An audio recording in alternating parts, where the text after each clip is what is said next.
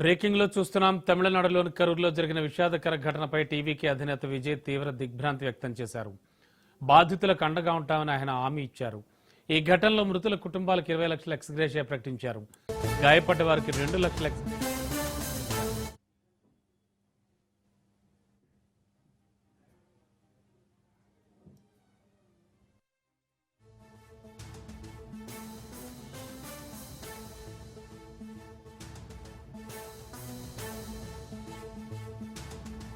కరూరులో జరిగిన విషాదకర ఘటనపై టీవీకే అధినేత విజయ్ తీవ్ర దిగ్భ్రాంతి వ్యక్తం చేశారు.